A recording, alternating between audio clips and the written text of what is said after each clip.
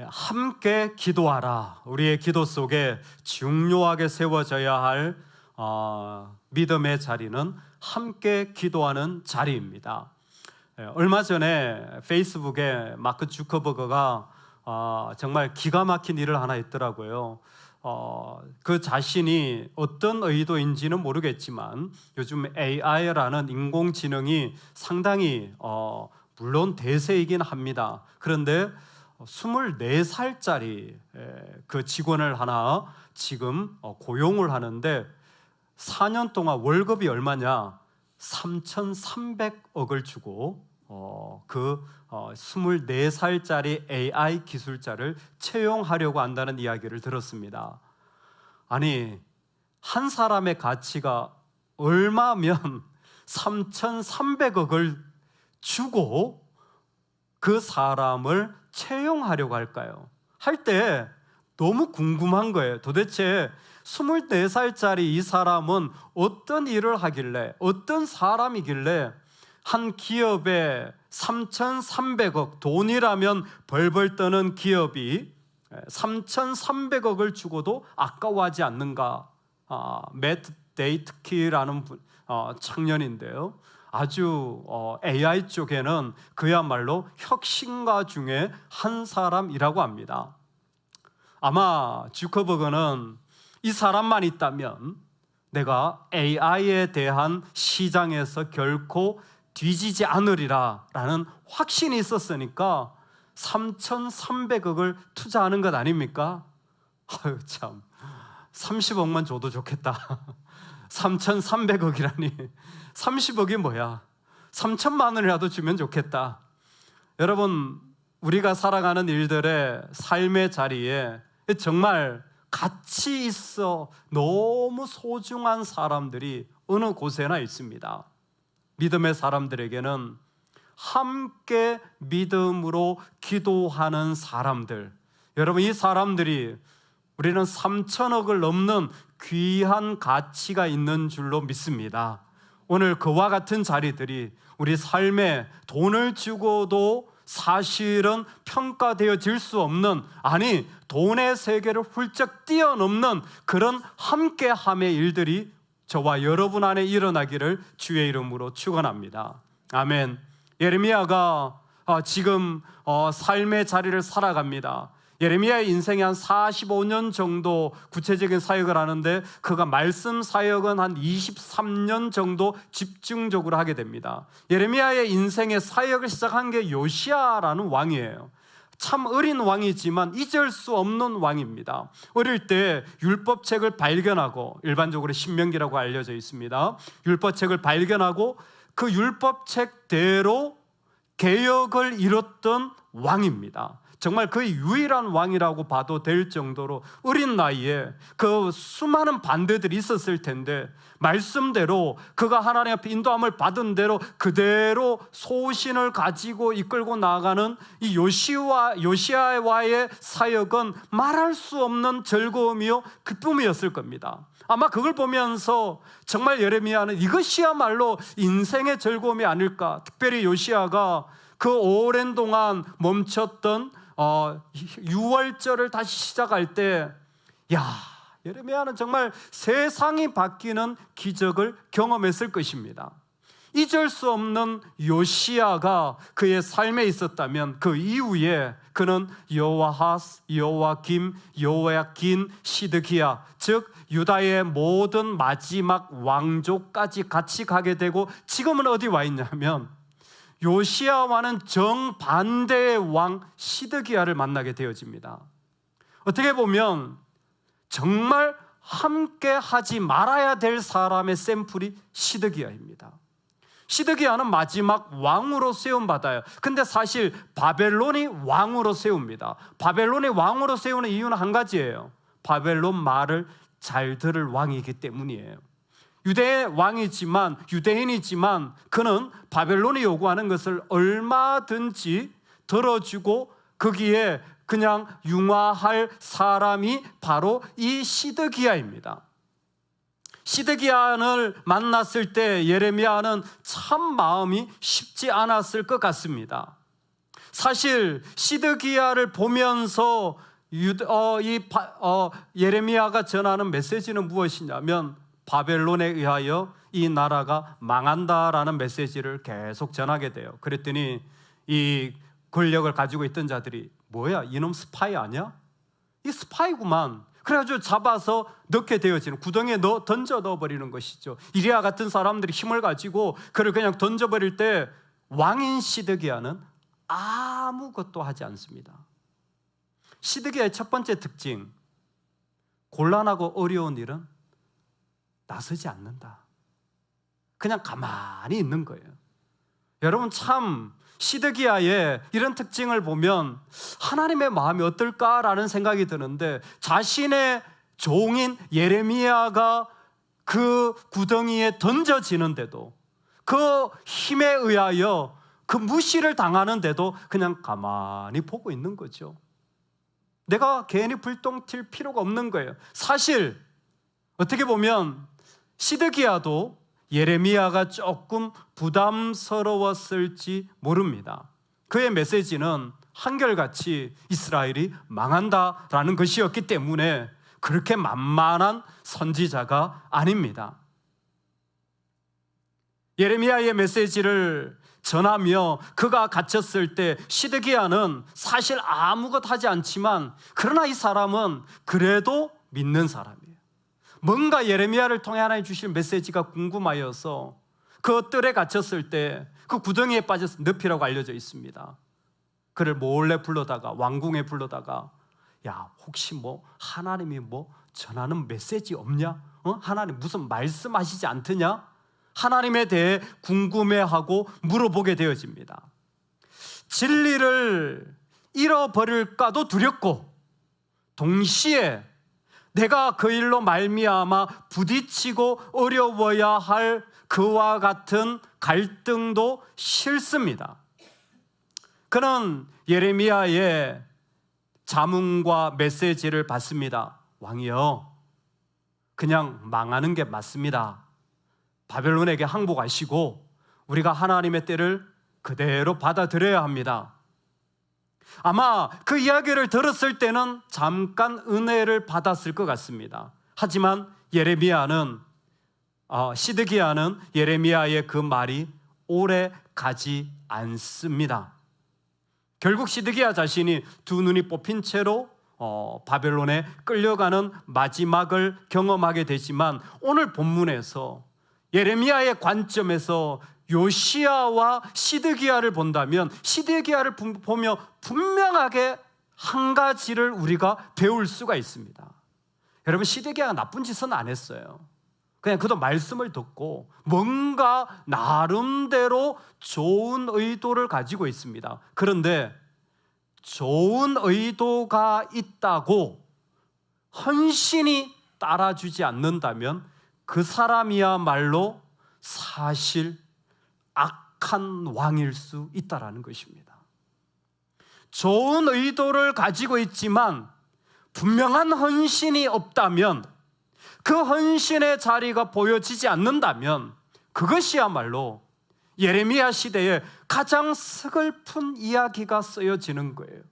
하나님의 종이 억울하게 갇히고 폭력에 노출되고, 그리고 그와 같은 어려운 일을 당하는데 아무런 힘을 발휘하지 못하고 도움을 주지 못하는 시드기야를 보면서, 여러분, 우리는 오늘 우리가 기도하면서 정말 우리가 함께하는 사람이 되기 위하여 믿음의 자리에서 계속 하나님으로 공급받고, 그리고 내 자신을 계속 훈련해 가면서 그 시간을 들여서 내 영혼의 성숙이 필요함을 잊지 마시기를 주의 이름으로 축복합니다. 함께 한다라는 것은 여러분 좋은 감동과 은혜가 있다고 되어지지 않아요. 그 사람이 무엇인가 왕권이 있다고 되어지지 않아요. 그것은 그 사람이 정말 믿음으로 성숙할 때 가능한, 그러니까 이거는 사실 지금처럼 계속 기도하는 자리, 계속 엎드리는 자리, 계속 무엇인가 하나님 앞에 나아간 자리가 있을 때만이 가능한 거예요. 어느 순간 내가 왕이 되었다고 갑자기 함께 할 수 있는 사람이 되어지지 않는다라는 것이 시드기야의 본이에요. 얼마나 안타깝습니까? 자신의 신실한 종이면서 하나님의 종인 예레미야를 도울 수 있는 위치에 있음에도 불구하고 시드기야는 같이 하지 못해요. 왜냐하면 선한 의도는 가지고 있을지 모르겠지만 분명한 헌신을 할 수 있는 사람은 아니었기 때문에. 여러분, 이게 우리에게 오늘 도전되어지는 이야기입니다. 과연 주의 종이 어렵고 하나님의 나라가 어렵고 그곳에 있는 어떤 필요를 볼 때 우리가 과감하게 뛰어들어가서 함께 할 수 있는 것은 그때의 상황이 아니에요. 나를 오랜 동안 기도로 또 말씀으로 세워온 진정한 믿음의 헌신만이 오늘 우리로 함께하는 자리에 서게 한다라는 사실입니다. 그래서 신앙은요, 결코 순간이 되어질 수가 없습니다. 우리 삶의 모든 마디마디가 다 신앙이에요. 그리고 그것이 연결되어져서 진정한 신앙의 은혜가 나오는 겁니다. 여러분을 기도하다 보면 제 입장에서는 꼭 기도하는 게 있어요. 그게 뭐냐면 애프터 수련회예요. 저는 늘 살피는 게 애프터 성경학교입니다. 과연 리더들이 어떤 모습으로, 선생님들이 어떤 마음으로, 아이들이 어떤 모습으로 이어지는지. 한 번의 은혜 받는 경험은 반드시 필요합니다. 그러나 그것만큼이나 필요한 것은 그 이후에 그들이 어떤 모습으로 살아가는지를 계속 확인하고 또 필요한 부분을 채워가는 일들이 이어져야 된다라는 거예요. 오늘 시드기야에게 만약 이 사람이 요시야의 그 마음 조금이라도 있었다면, 이 절대절명의 위기 속에 예레미야와 함께하는 얼마나 귀한 동력자가 되었을까. 너무 큰 아쉬움이 있습니다. 여러분, 우리가 하나님 앞에 계속 예배하고 계속 말씀 가운데 하나님의 훈련을 받으시기를 주의 이름으로 축원합니다. 그럴 때에 내가 함께 있어줘야 될 자리, 정말 내가 그 안에서 나를 들여 그 안에 건져내고 함께 하려고 할 때 믿음으로 일어나 걸어가게 되어지는 줄로 믿습니다. 예레미야 인생을 보면 참 너무 불쌍해요. 23년 동안 메시지를 전했는데 누구도 그의 메시지를 듣는 사람이 없어요. 좋아하지 않습니다. 즉 대중의 인기를 받지를 못하는 거예요. 얼마나 외로울까요? 우리는 사역을 해도 나 혼자 고립되는 것 가지고 어려워하는데 23년을 고립된 채로 사역한다고 생각해 보세요. 여러분 감당하실 수 있겠어요? 견딜 수 있겠습니까? 저는 예레미야를 생각하면 진짜 믿음의 사람이 어떤 사람인지를 분명하게 보게 되어지는 것 같아요. 놀라운 것은 대중의 인기는 못 받아요. 와, 사람들이 야 정말 대단합니다, 이런 인기는 없어요. 그런데 예레미야의 인생 속에는 그가 생명의 위기를 당했을 때 곳곳에서 한 사람 한 사람 한 사람의 이름들이 등장하는 걸 보게 되었어요. 적어도 그의 서기였고 비서였다고 하는 바룩은요, 아무리 예레미야가 어려움을 당해도 떠나지 않습니다. 늘 같이 하는 존재입니다. 그리고 그의 생명의 위기가 왔을 때 하이간 벤 사바는 자기의 목숨을 뛰어들어 예레미야를 구출하기도 합니다. 그리고 오늘 에벳 멜렉이라는 구스 사람, 에티오피아가 구스로 성경에 표현되는데 요즘으로 치면 누비아, 이 수단 지역이 조금 더 가까울 것 같습니다. 즉 아프리카에서 온 이 에벳 멜렉이라는, 멜렉 왕, 에벳 종, 왕의 종이에요. 왕의 노예입니다. 이 사람이 등장하게 돼요. 이 사람이 어떤 사람이냐? 예레미야와 함께하는 사람이에요. 그 수많은 사람들의 인기는 받지 못하지만 하나님은 우리에게 이 에벳 멜렉을 통하여 함께하는 자의 중요성, 함께 기도하는 자의 소중함을 일깨워주고 과연 우리가 시드기야는 그렇지 못했지만 정작 그 자리에 있어야 될 사람이 성숙하지 못함으로 그 위기와 어려움 속에서 그냥 끌려가 버렸지만 오히려 그와는 신분적으로 비교도 안 되는 이 한 사람을 하나님은 너무나 중요하게 적고 있다는 사실입니다. 그 사람 이름이 에벤멜렉이에요. 왕국 내시 구스인 에벤멜렉이 그들이 예레미야를 구덩이에 던져 넣었음을 들으니라. 에벤멜렉이 듣게 되었어요. 뭐를? 예레미야가 구덩이에 던져지게 된 것을 듣게 되었다라는 거죠. 근데 문제를 금방 간파했어요. 예레미야가 그것에 던져졌는 것이 문제이기도 하지만 지금 성중에 바벨론으로 인하여서 모든 양식이 다 빼앗겼어요.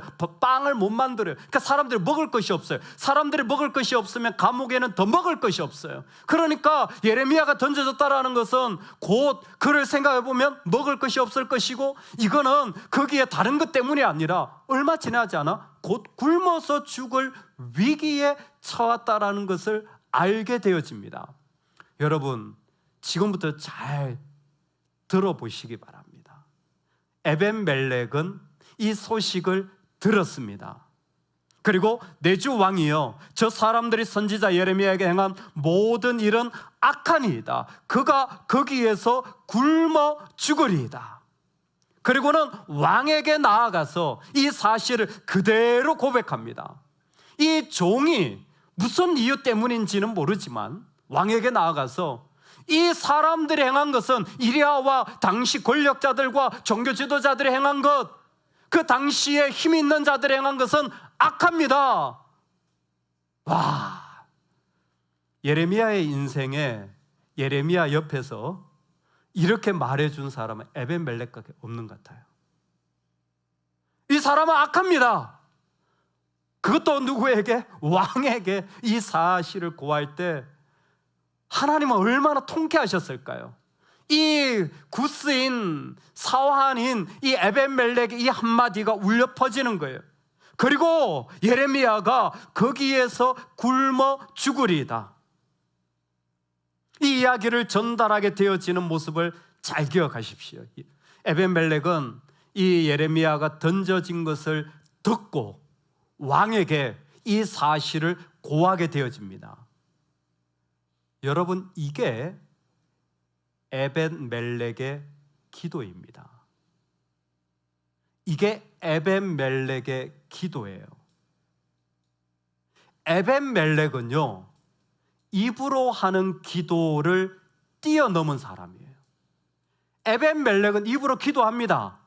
근데 입으로 기도한 것을 무릎과 손으로 같이 기도하는 사람이에요. 할렐루야. 이게 함께 기도하는 자들의 특징이에요. 입으로 기도합니다. 입으로 기도해요. 그런데 입으로 기도하는 사람이 자신의 무릎과 자신의 손으로 움직이면서 그 기도를 그대로 하나님께 올려드리는 거예요.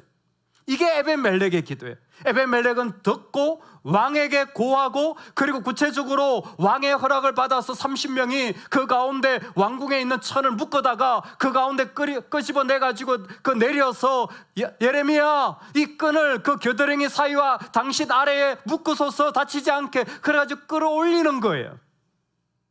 여러분, 이게 에벤멜렉의 기도예요. 어떻게 이게 에벤멜렉의 기도가 됩니까? 한 장만 좀 넘겨주시면 좋겠는데, 오늘 성경 하나만 찾겠습니다. 39장입니다. 한 장만 넘겨보세요.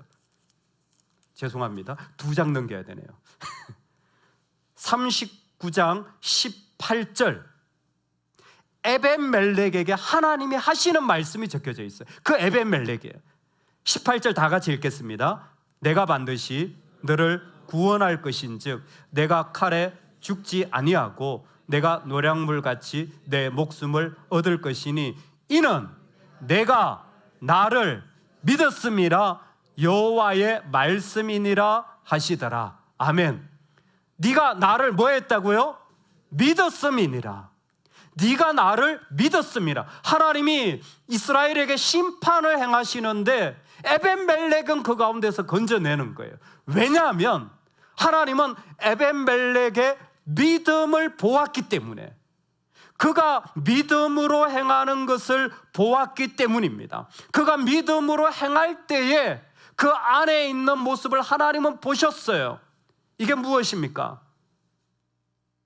에벤멜렉은 하나님을 믿는 것이 확실했습니다.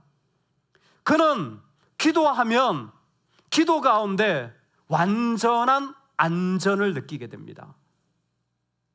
그는 기도 가운데 확정된 신뢰를 가지게 되어집니다.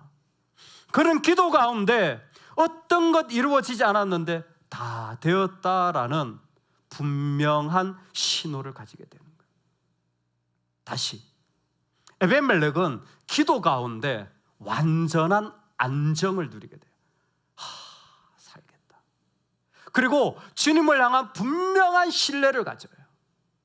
신뢰를 가질 뿐만 아니라 그의 삶에 이제는 다 이루어졌구나라는 마음의 모습을 가지게 되어집니다. 시편 기자가 말합니다. 여호와를 의뢰하고, 즉 여호와에게 의지하고, 이런 의지가 있잖아요. 이런 하나님을 향한 신뢰가 일어나자니 기도 가운데 여호와를 의뢰하고, 그 다음에 뭔지 아세요? 선을 행하라. 여러분, 어떤 기도는요, 우리처럼 기도하고 그냥 끝나는 기도가 있는가 하면, 어떤 기도는요, 하나님께 완전한 믿음이 생긴 거예요. 그 기도 가운데 하나님을 온전히 신뢰하는 거. 어느 정도로 신뢰하느냐? 나도 모르게 내 무릎과 손이 하고 있어요. 하나님을 너무 신뢰했기 때문에 이건 너무 당연한 거예요. 이거 당연하게 일어나는 일이에요. 할렐루야. 여러분, 하나님의 이런 일들이 우리 인생에 일어나길 소망합니다. 내가 기도하면서 그 예레미야의 목숨을 구하기 위하여 왕에게 아뢰는 일, 그리고 그것으로 말미암아 그를 구체적으로 구출해내는 일, 그 끈을 내리고 그를 살려내는 일, 그와 함께하는 일은 에벤멜렉에게는 당연하게 이루어지는 일이에요. 왜? 그의 기도는 입으로 그냥 하고 끝나는 기도가 아니에요.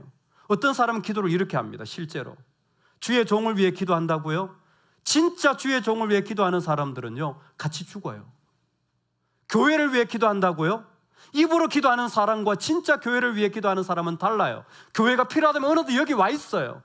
하나도 이상하지 않아요. 복잡하지 않아요. 왜? 나는 이미 기도 가운데 완전한 안정과 평화를 누렸거든요. 이거는 어렵지 않습니다. 누구에게? 에벤멜렉에게 일어난 일이에요. 에벤멜렉에 일어난 일이 바로 이와 같은 함께하는 놀라운 일들을 하나님은 허락하여 주신 거예요. 하나님은 히브리서에 이렇게 말씀하십니다. 너의 수고와 강구를 내가 기억하노라. 하나님이 에벤멜렉의 기도, 그렇게 수고한 모든 자들의 기도에 응답하시고 그들을 그 가운데 세워서 그 가운데 하나님 앞에 기억하는 거죠. 여러분, 하나님 이런 사람들을 너무나 귀하게 여기는 거예요.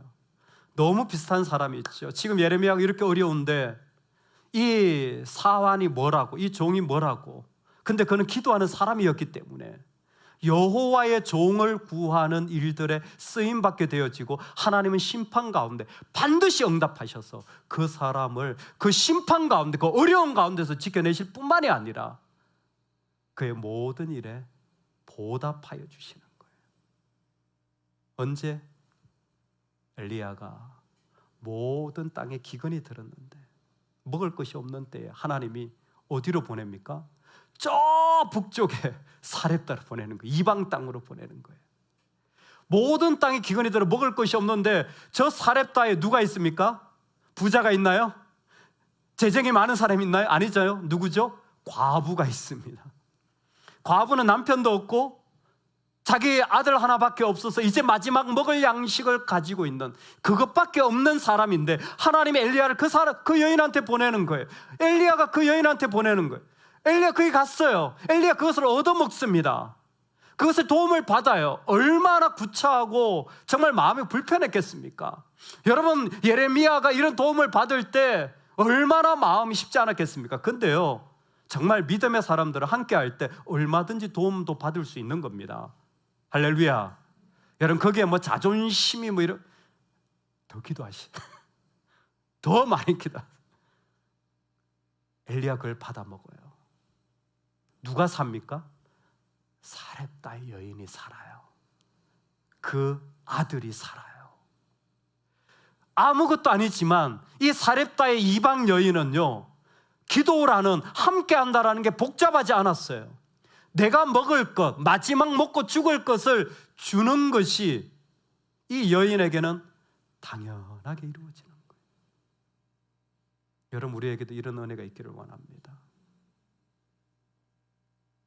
내 마지막 양식을 주는 것이 하나도 이상하지 않아요. 나한테 좋은 것이 들어왔는데 주는 것이 하나도 이상하지 않아요. 왜? 함께하는 사로 하나님이 세워주셨거든요. 그래서 엘리야를 그 이방 땅까지 보내는 거예요. 엘리야를 그 가부에게 보낸 거예요.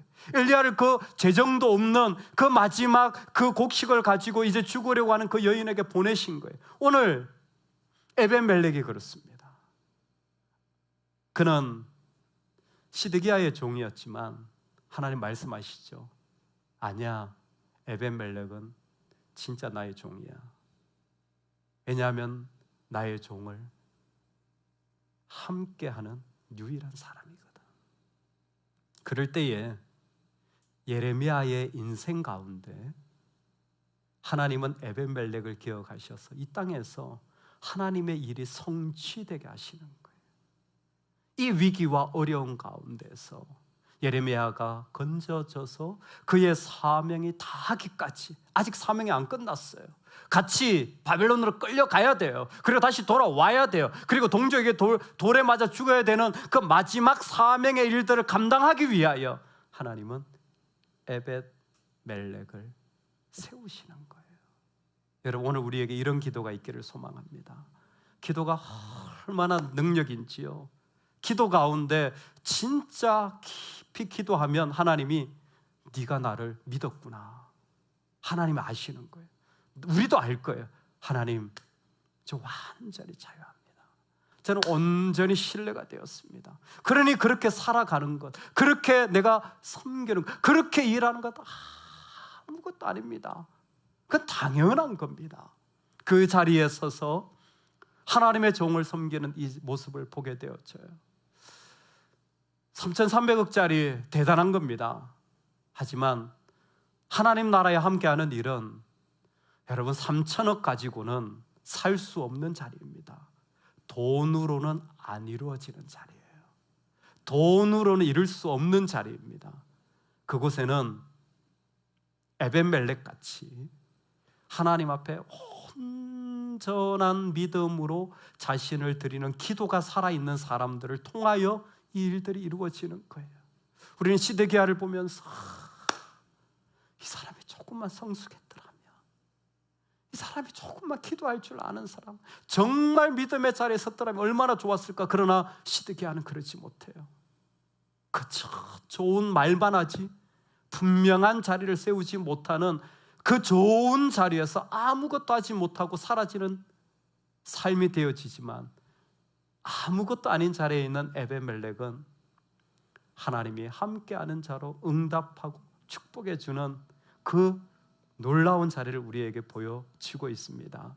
사랑하는 여러분, 우리가 하나님 앞에서 에벤멜렉 같은 사람이 되기를 소망합니다. 내가 기도했더니 당연한 겁니다. 기도했더니 그 당연한 거예요. 얼마 전 교회에 오신 분이 그런 이야기를 하시더라고요. 목사님, 저는 스피릿 교회에서 예수님을 제대로 믿고 싶습니다. 교회 잘 다니는 게 아니라 예수님을 제대로 믿고 싶습니다.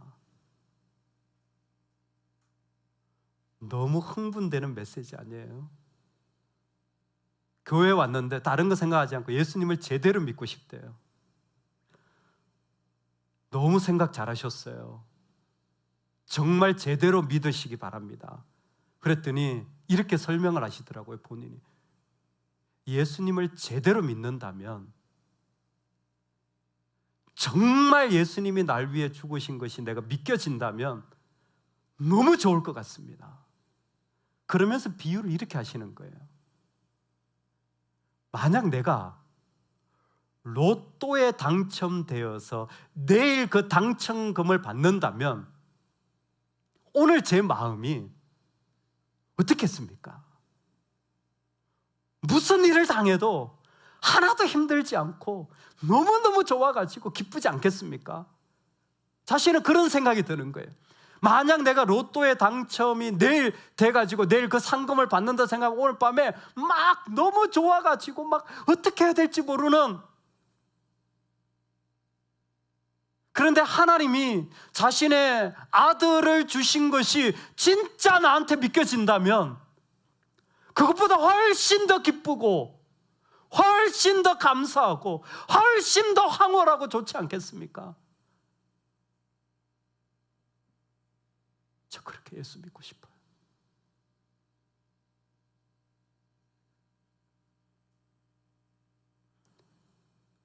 여러분, 예수 제대로 믿고 있어요?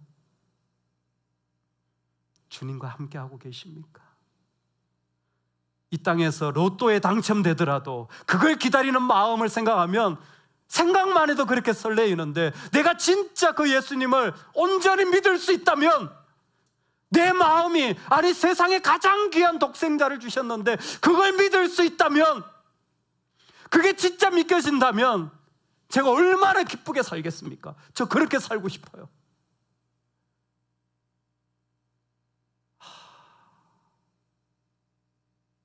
꿈꾸게 됩니다. 진짜 하나님과 함께하는 사람들, 진짜 기도 가운데 주님과 함께하는 사람들, 진짜 그 가운데 예수님이 계셔서 모든 것을 얼마든지 함께할 수 있는 사람들. 예레미야의 23년의 인생 속에 수백만의 사람들을 만났을 수도 있지만 한 사람 진정한 함께하는 자들을 하나님은 아시고 세우시는데, 우리가 그 사람 되기를 원합니다.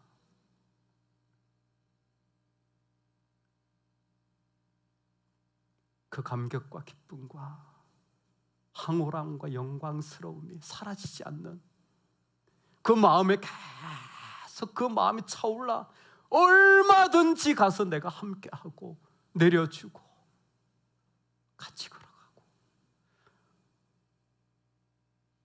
죄종을 살리고 하나님의 나라를 살리고, 그래도 가슴에 뛰어 복받쳐 오르는 예수님에 대한 마음을 잊을 수 없는 사람, 주님과 영원히 함께하는 사람이죠. 우리 가운데 이 은혜가 가득하기를 축복합니다. 아멘.